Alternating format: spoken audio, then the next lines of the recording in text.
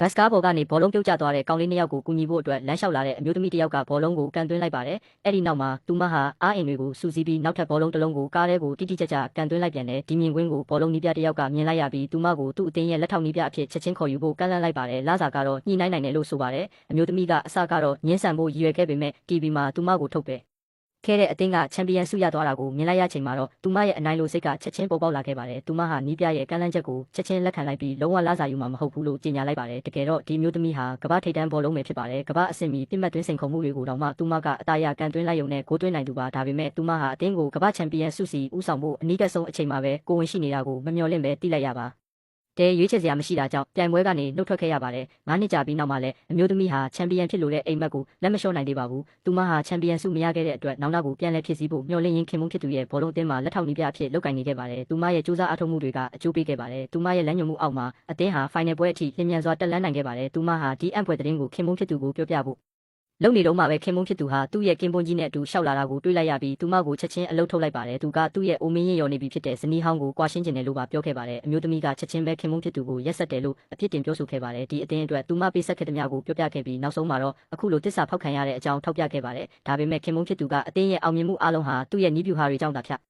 ်စစ်ပြီးသူမနဲ့လုံးဝမသက်ဆိုင်ဘူးလို့တောင်းဆိုခဲ့တယ်လို့ချက်ချင်းထွက်သွားဖို့လည်းပြောခဲ့ပါတယ်။အမျိုးသမီးရဲ့ရင်ထဲမှာချက်ချင်းဆိုတယ်လို့အေးခဲသွားခဲ့ပြီးဒေါသတကြီးထွက်ခွာလာခဲ့ပါတယ်။အားကစားကွင်းထဲကနေထွက်လာတဲ့အခါမှာပဲဘောလုံးနီးပြဟောင်းနဲ့ပြန်ဆုံခဲ့ပါတယ်။နီးပြကသူမရဲ့ခင်ပွန်းဟောင်းကိုလက်စားချင်နိုင်ဖို့အတွက်သူ့အသင်းမှာလက်ထောက်နီးပြဖြစ်လာရောက်ဖို့ကန့်လန့်ခဲ့ပါတယ်။အမျိုးသမီးကလည်းနီးပြရဲ့တောင်းဆိုမှုကိုသဘောတူခဲ့ပါတယ်။နောက်တစ်နေ့မှာတော့သူမဟာကတိအတိုင်းအသင်းသစ်စီရောက်လာခဲ့ပါတယ်။ဒါပေမဲ့ကစားသမားတွေကနီးပြဟာတခြားအသင်းကထုတ်ပယ်ခံထားရသူကိုသူတို့ရဲ့လက်ထောက်နီးပြဖြစ်ခံထားတာကိုမြင်လိုက်ရချိန်မှာတော့အမျိုးသမီးရဲ့စွမ်းရည်အပေါ်ချက်ချင်းမေးခွန်းထုတ်ခဲ့ကြပါတယ်။သူမဟာချက်ချင်းပဲဝန်ထမ်းတစ်ယောက်ကိုအပေါက်3ပေါက်ပါတဲ့ပြစ်မှတ်ပြတစ်ခုယူခိုင်းလိုက်ပါတယ်။အဲ့ဒီနောက်ကစားသမားတွေရှိမှပဲဘောလုံးကိုအပေါက်ထဲကိုအလွယ်တကူကန်သွင်းပြလိုက်ပါတယ်။ဒါပေမဲ့ကစားသမားတွေကတော့အယုံကြည်မရှိပဲအပေါက်တွေကအလွန်ကြီးလွန်းလို့ချေမတန်သူတောင်ကန်သွင်းနိုင်တယ်လို့ပြောခဲ့ကြပါတယ်အမြကိုသမီးကပြုံးယုံတာပြုံးလိုက်ပြီးဝန်ထမ်းကိုပြစ်မှတ်ပြကိုပေး10မီတာလောက်နောက်ဆုတ်ခိုင်းလိုက်ပါတယ်။အဲ့ဒီနောက်တစ်ချက်ကန်သွင်းလိုက်ရာဘောလုံးဟာအပေါက်ထဲကိုတက်မတ်စွာဝင်ရောက်သွားခဲ့ပါတယ်။အားလုံးအံ့အားသင့်သွားကြပါတယ်။အမျိုးသမီးကသူတို့ကိုဘောလုံးကန်သွင်းတာတကယ်ပဲအဲ့ဒီလောက်ခက်သလားလို့တိုက်ရိုက်မေးလိုက်ပါတယ်။ဒါပေမဲ့ကစားသမားတွေကတော့အဲ့ဒီကန်သွင်းချက်ဟာ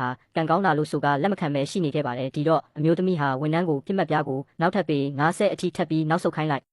ရပါတယ်ပြီးနောက်မှာတော့သူမဟာကန်သွင်းချက်တစ်မျိုးနဲ့ဘောလုံးကိုအသေးဆုံးအပေါက်ထဲဖြတ်ပြီးဝင်သွားအောင်ကန်သွင်းလိုက်ပါတယ်ဒီမြင်ကွင်းကိုမြင်လိုက်ရချိန်မှာတော့ကစားသမားတွေအားလုံးလုံးဝသဘောကျသွားကြပါတော့တယ်တလအကြာမှာအမျိုးသမီးရဲ့နီးပြမှုအောက်မှာဒီတတိယဒန်းစားအသင်းဟာလျင်မြန်စွာတိုးတက်လာပြီးအမျိုးသားလိရဲ့ဆီမီဖိုင်နယ်ကိုအောင်မြင်စွာတက်ရောက်နိုင်ခဲ့ပါတယ်တစ်ချိန်တည်းမှာပဲသူမရဲ့ခင်ပွန်းဟောင်းရဲ့အသင်းကတော့အောက်ဆုံးအဆင့်မှာရပ်တည်နေခဲ့ပါတယ်ဒီအခြေအနေကယင်းနှိမ့်ညွန့်နှံသူတွေကိ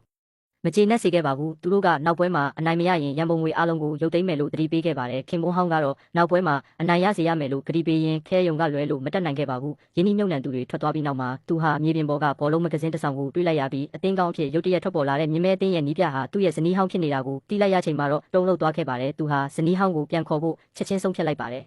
်ဘာဖြစ်လို့လဲဆိုတော့သူမဟာသူ့အပေါ်ခံစားချက်တွေကြံနေသေးတယ်လို့သူကအတွင်းစိတ်ကနေယုံကြည်နေစေဖြစ်လို့ပါပဲဒါကြောင့်သူဟာသူ့ရဲ့ကင်းပွန်းကြီးကိုပါခေါ်ပြီးအမျိုးသမီးရဲ့အတင်းစီရောက်လာခဲ့ပါတယ်အမျိုးသမီးကသူ့ကိုဘာတွေလာလုပ်တာလဲလို့မေးပါတယ်သူကတော့မာနာကြီးစွာနဲ့ပဲသူမကိုတောင်းပန်ပါတယ်လို့ပြောပြီးချက်ချင်းသူ့နဲ့အတူပြန်လိုက်ခဲ့ဖို့ပြောခဲ့ပါတယ်အမျိုးသမီးကသူ့ကိုချက်ချင်းထွက်သွားဖို့ပြောခဲ့ပါတယ်ခင်ပွန်းဟောင်းကဒေါသတကြီးနဲ့သူမဟာကောင်းတာကိုမသိဘူးလို့အော်ပြောပြီးဒေါသတကြီးထွက်ခွာအားသွားခဲ့ပါတယ်ဆီမီဖိုင်နယ်ပွဲတွေကမကြခင်ရောက်လာခဲ့ပါတယ်အမျိုးသမီးရဲ့အသင်းက4-9တကိုးနဲ့အနိုင်ရပြီးဖိုင်နယ်ကိုတက်ရောက်သွားခဲ့ပါတယ်တစ်ချိန်တည်းမှာပဲသူမရဲ့ခင်မွန်းဟောင်းရဲ့အသင်းကတော့3-9-9နဲ့ရှုံးနေပြီးပြိုင်ပွဲကထွက်ခဲ့ရပါတယ်ယင်းနှိမ့်ညွန့်နှံသူတွေကဒေါသတကြီးနဲ့ကွင်းထဲကိုပြေးဝင်လာပြီးခင်မွန်းဟောင်းကိုပါရိုက်ခဲ့တယ်လို့ရန်ပုံငွေအားလုံးကိုရုပ်သိမ်းကြောင်းအများသိကြေညာလိုက်ပါတယ်ခင်မွန်းဟောင်းကတော့အားလုံးကိုအမျိုးသမီးကြောင့်လို့အဖြစ်ပုံချခဲ့ပါတယ်ဒါကြောင့်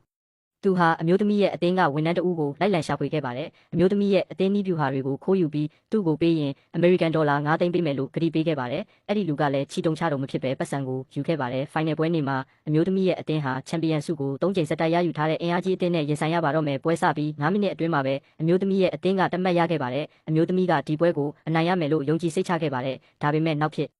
်လာတဲ့အရာတွေကသူမကိုလုံးဝထိတ်လန့်သွားစေခဲ့ပါတယ်။ပြိုင်ဘက်အသင်းကသူမရဲ့နီးဗျူဟာတွေကိုတီးပြီးသားလို့ဖြစ်နေခဲ့ပါတယ်။သူတို့ကဂိုးလေးကိုစက်တိုက်သွင်းယူလိုက်ပါတယ်။အမျိုးသမီးဟာသူတို့ရဲ့ကစားကွက်ကိုတစုံတစ်ယောက်ကခိုးယူသွားတယ်ဆိုတာချက်ချင်းသဘောပေါက်ခဲ့ပါတယ်။ဒါကြောင့်သူမဟာကစားကွက်ကိုချက်ချင်းပြောင်းလဲလိုက်ပါတယ်။သူမကကစားသမားတွေကိုသူတို့လျှို့ဝှက်လေ့ကျင့်ထားတဲ့နီးဗျူဟာအသစ်ကိုထုတ်သုံးဖို့ပြောခဲ့ပါတယ်။ဒုတိယပိုင်းစတင်ခဲ့ပြီးသူတို့ဟာချက်ချင်းတံပြန်တိုက်စစ်ကိုစတင်ခဲ့ပါတယ်။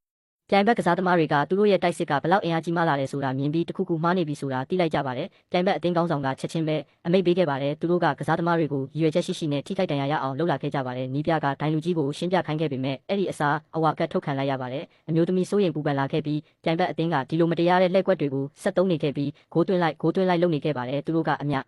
ဟိုသမီးရဲ့အသင်းကကစားသမားတအုပ်ကိုဆိုးဆိုးရွားရွားထိခိုက်ဒဏ်ရာရအောင်ကန်ခဲ့ပါတယ်အခြေအနေကထိမ့်မနိုင်သိမ့်မရဖြစ်လာတာကိုမြင်လိုက်ရချိန်မှာတော့ဒိုင်လူကြီးကနောက်ဆုံးတော့ဖျားမှုတ်ပြီးအချိန်ရက်နားခွင့်ခေါ်ခဲ့ပါတယ်ဒဏ်ရာရတဲ့ကစားသမားကိုလူနာတင်စင်နဲ့တဲထုတ်သွားခဲ့ပါတယ်ကျန်တဲ့အသင်းသားတွေဘာလို့ရမှန်းမသိတော့ပါဘူးသူတို့မှာအရန်ကစားသမားမရှိတော့ပါဘူးပွဲချိန်9မိနစ်တာကျန်တော့တာဖြစ်ပြီးအနိုင်ရဖို့အတွက်နောက်ထပ်ဂိုး5ဂိုးသွင်းဖို့လိုပါတယ်ဒါဟာလုံးဝမဖြစ်နိုင်တဲ့အခြေအနေပါ